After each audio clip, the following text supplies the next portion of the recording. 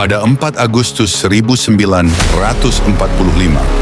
sebuah plakat ukiran dari Great Seal, lambang besar Amerika Serikat, diberikan kepada W.E. Averell Harriman, Duta Besar Amerika Serikat untuk Uni Soviet, oleh sekelompok pelajar dari Young Pioneer Organization, organisasi pemuda Soviet, sebagai simbol persahabatan antara kedua negara setelah Perang Dunia II.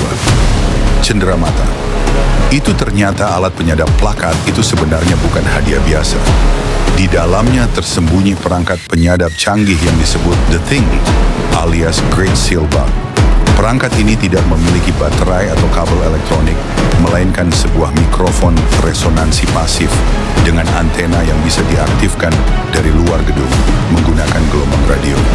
Ketika diaktifkan, perangkat bisa menangkap suara dari ruangan dan memantulkan informasi itu kembali ke penyadap di luar.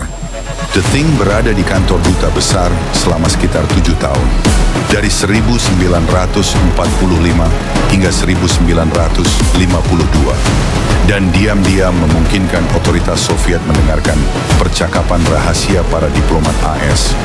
Alat ini baru terungkap secara tak sengaja ketika seorang operator radio Inggris di kedutaan Inggris menangkap pembicaraan para diplomat Amerika yang dipancarkan melalui saluran radio Soviet. Penyidik kemudian menemukan perangkat itu dalam plakat lambang tersebut. The Thing dianggap sebagai salah satu alat penyadap paling cerdik dalam sejarah karena bekerja tanpa sumber energi internal, baru aktif saat dipicu dari luar. Penemuan ini menunjukkan seberapa jauh teknologi dan taktik perang intelijen Soviet pada awal Cold War, Perang Dingin. Kesimpulan peristiwa ini adalah contoh nyata bagaimana hadiah yang tampak polos dalam konteks diplomasi internasional dapat menyembunyikan tujuan mata-mata dan menjadi bagian penting dalam sejarah spionase antara AS dan Uni Soviet era Perang Dingin.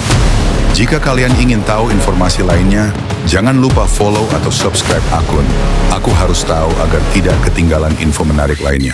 Terima kasih.